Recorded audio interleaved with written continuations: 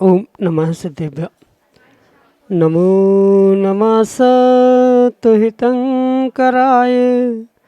वीराय भव्याम्बुजभास्कराय अनंतलोकाय सुरार्चिताय देवादिदेवाय नमो जिनाय देवादिदेवाय नमो जिनाय।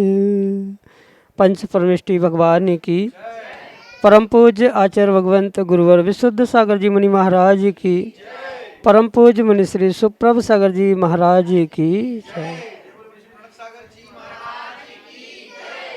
समीचीन विकल्पों का सम्यक समाधान।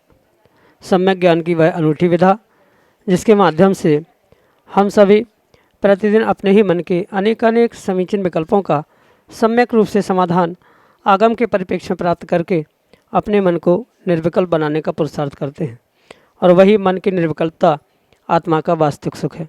ऐसे आत्मकल्याण की वह अनूठी विधा समीचीन विकल्पों का सम्यक समाधान जो कि हम सभी परम पूज्य आचार्य भगवंत गुरुवर विशुद्ध सागर जी महाराज के मंगल सभा शिष्य उन्हीं के स्वयोग्य से परम पूज्य मुनि श्री सुप्रभ सागर जी महाराज के मुखारबिंदु से प्राप्त करते हैं। आप भी अपना समीचीन विकल्प भेज करके परम पूज्य मुनिश्री से उसका सम्यक समाधान प्राप्त कर सकते हैं। प्रारंभ करते हैं आज का सम्यक समाधान। और आज के पहले विकल्प के लिए आष्टा मध्य प्रदेश से डॉक्टर मगन जैन, श्रीमती चंदा जैन महाराज श्री के श्री चरणों में बारंबार नमोस्तु निवेदित करते हुए अपना समीचीन प्रश्न रख रहे हैं कि महाराज जी, अनंत भाग वृद्धि किसे कहते हैं, इसे सरलतम तरीके से कैसे समझें और यह कितने प्रकार की होती है। हमारे समीचीन विकल्प का सम्यक समाधान करने की अनुकंपा करें। नमोस्तु महाराज जी, नमोस्तु। ओम नमः सिद्धम। परम पूज्य आचार्य भगवान गुरुवर विशुद्ध सागर जी महाराज की,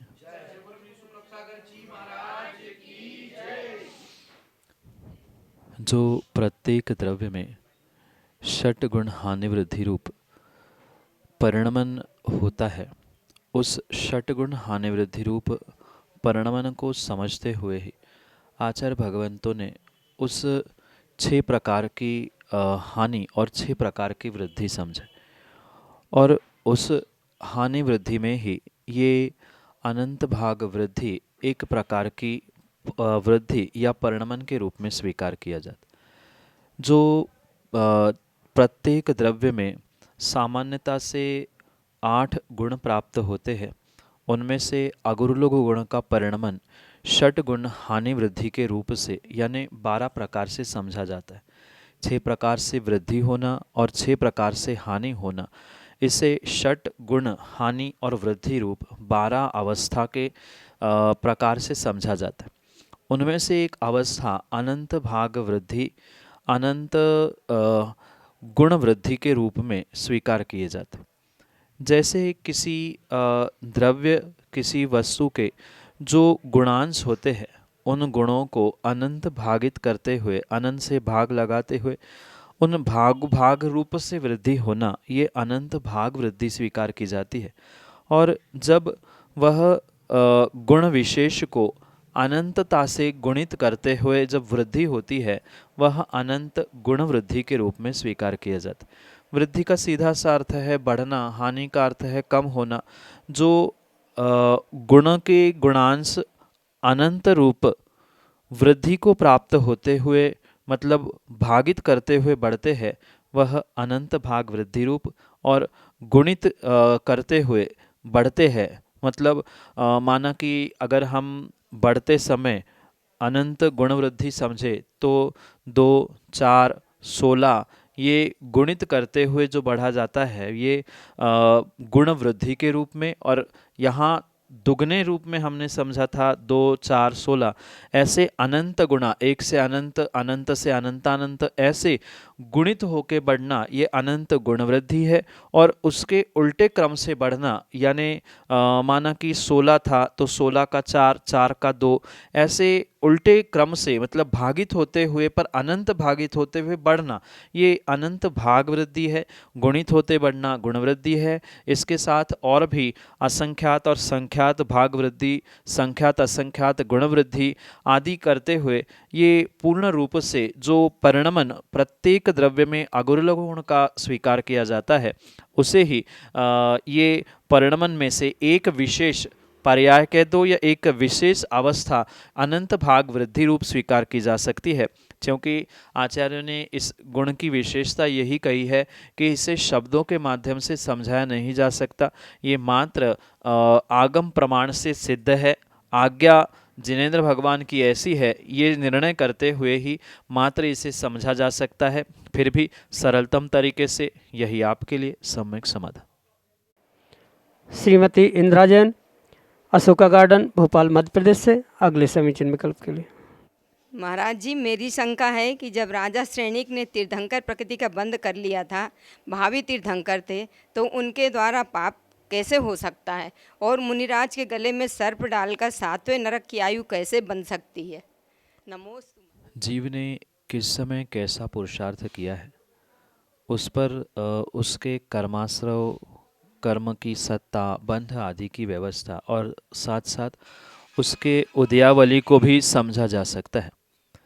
इसलिए जो राजा श्रेणी का दृष्टांत आगम में प्राप्त होता है, वहाँ ये ध्यान रखें कि जो पाप के निमित्त से 7वें नरक की आयु को बांधना, उसके उपरांत पुनः स्वयं के स्थितिकरण से कह दो या पुनः पुरुषार्थ गुरु के मार्गदर्शन से प्राप्त होने से जो संक्रमण करते हुए, बदलाव करते हुए 7वें नरक से पहले नरक की आयु को प्राप्त कर लेना आदि, ये जो पुरुषार्थ था इसका कालक्रम अलग था और तीर्थंकर प्रकृति रूप जो सत या बंध जीव ने प्राप्त किया है उसका काल अलग था। पहले जीव ने जो मुनिराजों पर उपसर्ग किया सर्प आदि डालते हुए, उसके कारण से 7वें नरक के आयु का बंध करने के बाद पुनः पुरुषार्थ से उसको पहले आयु तक मतलब पहले नरक के आयु तक लाना, ये पहला कालक्रम था, यानी पहला किया हुआ पुरुषार्थ था। और उसके उपरांत जीव पुनः जब सम्यक दर्शन को प्राप्त करने का पुरुषार्थ करता है और उसके साथ साथ जब ये तीर्थंकर नाम कर्म की प्रकृति को प्राप्त करने के लिए 16 कारण भावनाओं को भाता है, तब जाके जीव ने इस तीर्थंकर प्रकृति का बंध कर। सीधी सी बात इतनी है कि पूर्व में पाप किया था, बंध होने के बाद यानी उत्कृष्ट पुण्य प्रकृति को प्राप्त करने के बाद उन्होंने किसी भी प्रकार से तीर्थंकर प्रकृति को नहीं बांधा है, पर पहले जो पाप हो चुका उसका पश्चाताप और उसके बाद पुनः स्थितिकरण, श्रद्धान आदि के निमित्त से उत्तर काल में यानी राजा श्रेणी की पर्याय के अंतिम काल में उन्होंने इस तीर्थंकर प्रकृति आदि का बंध किया है। भले ही वर्तमान में नरक में दुख भोगते हुए हमने उनके विषय में जाना है, पढ़ा है, पर ये ध्यान रखें कि बंध करने के बाद उन्होंने पाप उपसर्ग नहीं किए, अपितु पूर्व काल में किया हुआ था। ये कालांतर के कारण से होने वाली व्यवस्था आपके लिए सम्यक समाधान से। श्रीमती मोनिका जैन, अशोका गार्डन, भोपाल, मध्य प्रदेश से अगले समीचीन विकल्प के लिए। महाराष्ट्र नमोस्तु नमोस्तु नमोस्तु। महाराष्ट्र जैसे किसी का नियम है, मंदिर दर्शन का नियम है, और उनका थोड़ा स्वास्थ्य खराब रहता है, तो क्या दर्शन शिखर देख के कुछ जलवल ले जा सकते हैं क्या? जिन जीवों का, जिन व्यक्तियों का, जिन श्रावकों का मंदिर दर्शन का नियम है, कायदे से उनके लिए जिनेंद्र भगवान की प्रतिमा का दर्शन करते हुए ही अपने नियम की पूर्णता समझने की आवश्यकता है। मंदिर के दर्शन का नियम मतलब मात्र मंदिर को देख लेना इतना नहीं है, अपितु नियम का स्वरूप ही है कि वहाँ मंदिर में जो परमात्मा की प्रतिमा विराजमान है उनका दर्शन करना, ये ही कायदा होता है। इसलिए स्वयं के साथ, आगम के साथ छल करना उचित नहीं है कि मंदिर के शिखर का दर्शन कर लिया, देहली के दर्शन कर लिए, दरवाजे बंद थे, सो हमारा नियम पूर्ण हो गया। अगर प्रमाद के वशीभूत आप ऐसा कर रहे हैं तो पूर्ण रूप से दोष है।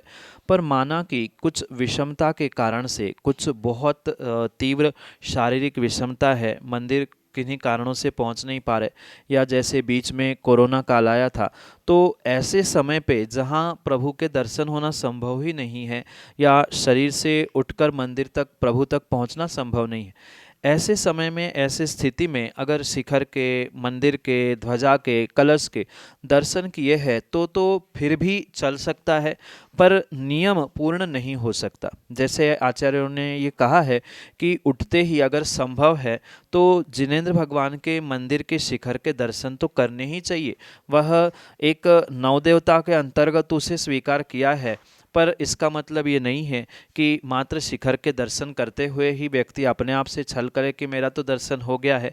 वहाँ विषमता के लिए कहा जाता है, या दिन के प्रारंभ के लिए कहा जाता है कि दिन की शुरुआत, जो व्यक्ति बिल्कुल पहले प्रहर में या पहले समय मंदिर नहीं पहुंच पा रहा है, उनके लिए कहा है कि अपने छत से, घर के छत से अगर मंदिर के शिखर के दर्शन हो रहे हैं तो दर्शन करके आगे के काम करे, पर मात्र शिखर के दर्शन से नियम पूर्ण नहीं स्वीकार किया जाएगा।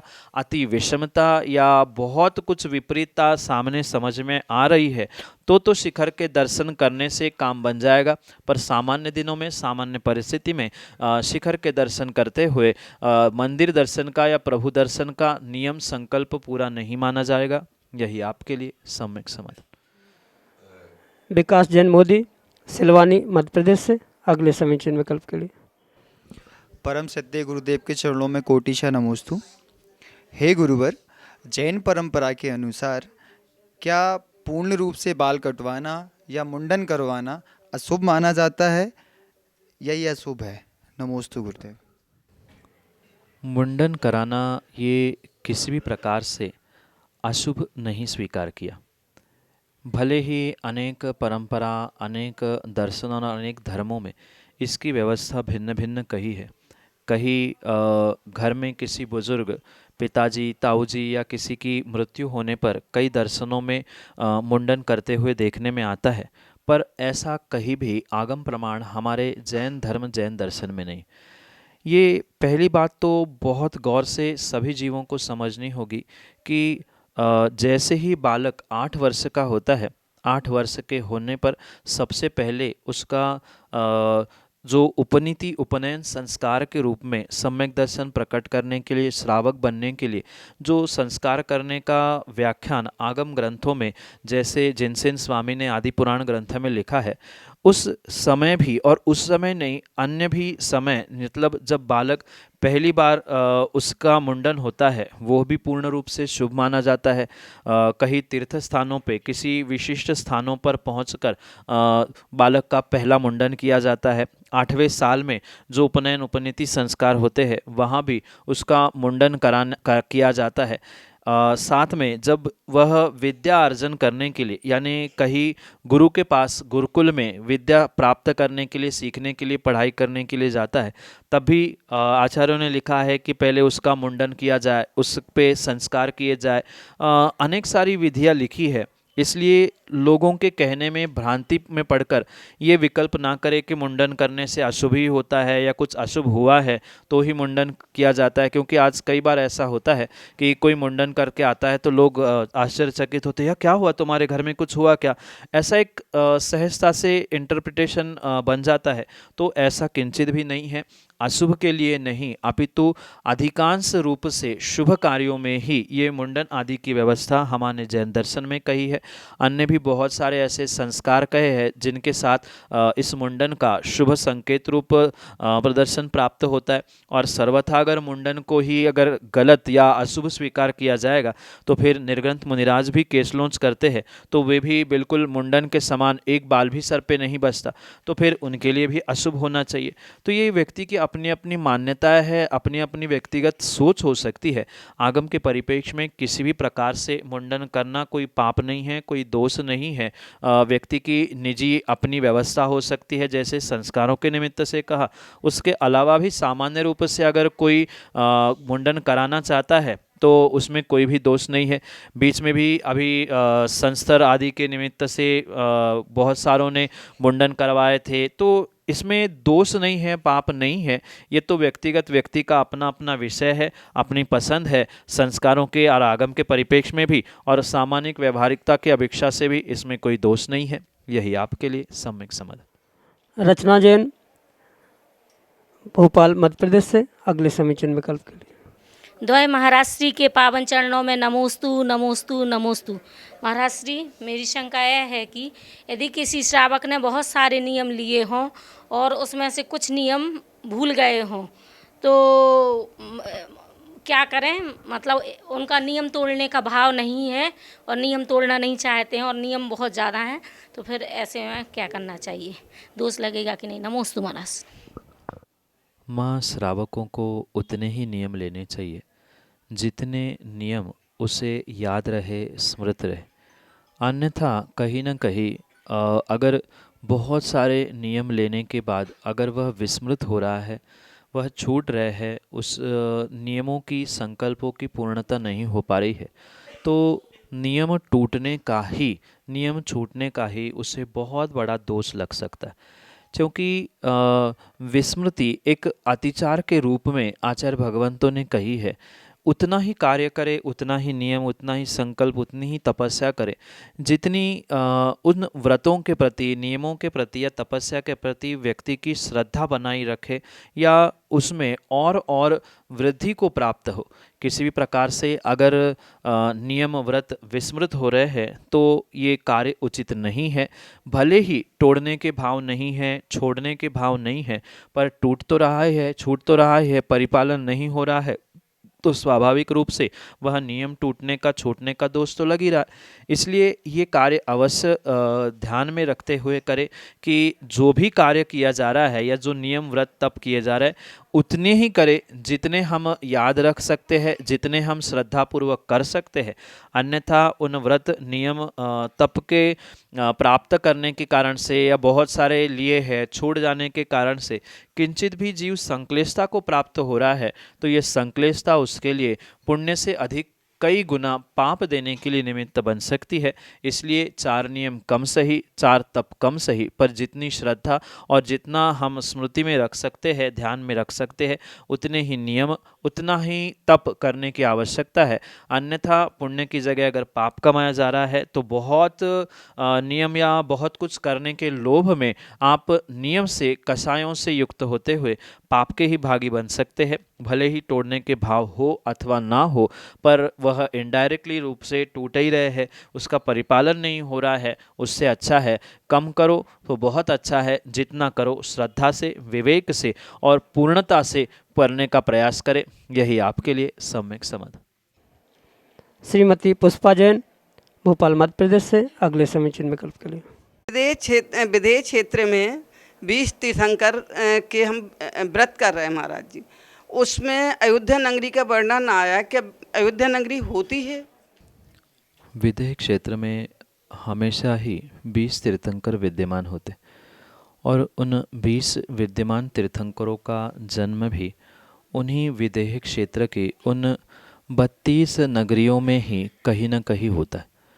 ये आवश्यक नहीं है कि विदेह में भी जन्म लेने वाले जो तीर्थंकर भगवान है वे भी अयोध्या नाम के ही नगरी में जन्म ले। ये तो जो नियोग है ये मात्र और मात्र भरत क्षेत्र के संबंध में ही स्वीकार किया जाता है, पर अन्यत्र जो विदेह आदि क्षेत्र है उन विदेह क्षेत्रों में ऐसा कोई निर्धारण नहीं है कि अमुक नगर में ही अमुक स्थान में ही तीर्थंकर भगवान का जन्म हो, क्योंकि वहाँ तो विद्यमान 20 तीर्थंकर रहते हैं और उनकी जो 32 नगरियाँ या 32 विदेहों का विभाजन पूर्व और पश्चिम विदेह के निमित्त से प्राप्त होता है, वहाँ पर जो उस भूमि का, जो इस देश की विशेष नगरी है, उन नगरियों के संबंध से ही तीर्थंकरों का, मतलब तीर्थंकर बालकों का जन्म होता है।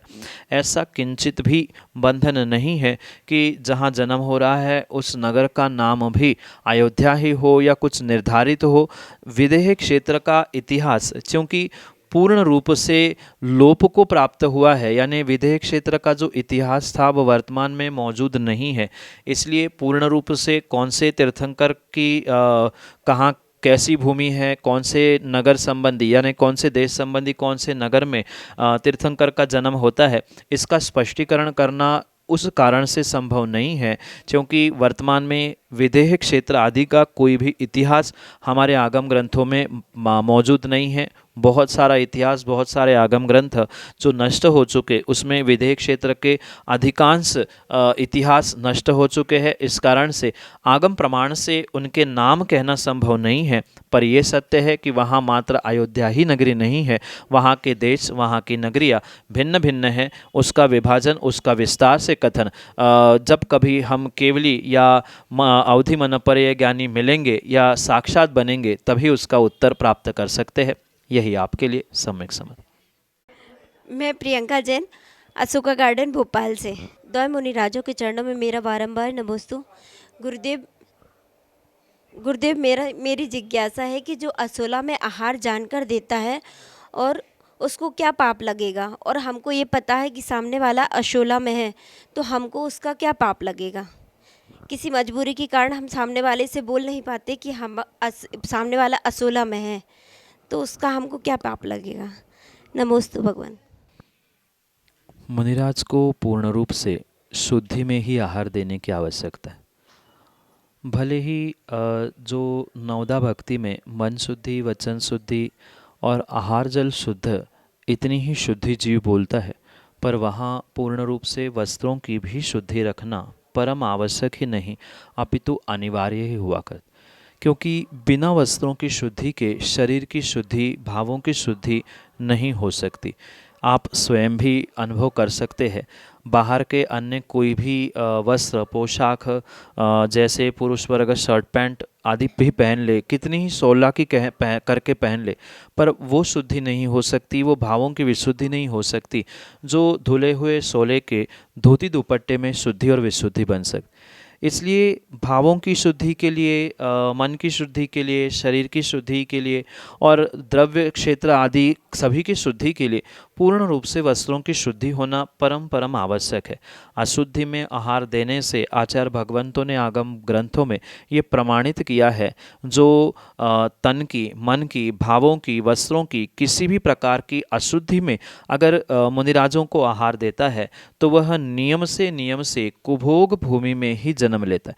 क्योंकि उसने दान देने का प्रयास किया था पर विवेक से रहित होकर दान दिया था, शुद्धि के अभाव में दान दिया था, इसलिए वह कुभोग भूमि रूपी वह जघन्य भूमि को प्राप्त होता है, जहाँ आधा मनुष्य आधा तिर्यंच ऐसा शरीर होता है, लंबे लंबे कान होते हैं। आचार्यों ने कहा कि एक कान बिछाना और दूसरा कान ओढ़कर सोना, इतने बड़े बड़े कानों को प्राप्त होना, आधा शरीर नीचे का तिर्यंच का तो ऊपर का मनुष्य का, ऊपर का तिर्यंच का तो नीचे के मनुष्य का, ऐसा आधा अधूरा फल पुण्य का उसे मिलता है। क्योंकि पुण्य कार्य करते समय उसने जो अविवेक का परिचय दिया था उसके कारण से ही ये विपरीत फल उसे अवश्य ही मिलता है। इसलिए जो जीव अशुद्धि में दान देते हैं, अशुद्ध द्रव्य देते हैं, असोले के वस्त्रों में दान देते हैं, नियम से ही उनके लिए ऐसी कुभोग भूमि रूपी दुष्कर आयु प्राप्त होती है, और वो भी कोई मात्र सैकड़ों हजारों वर्ष की नहीं अपितु उसका आयु का प्रमाण भी बहुत बड़ा कहा है। उतने वर्ष तक वह उस कुभोग भूमि में दुख भोगते हुए देखने में आते हैं।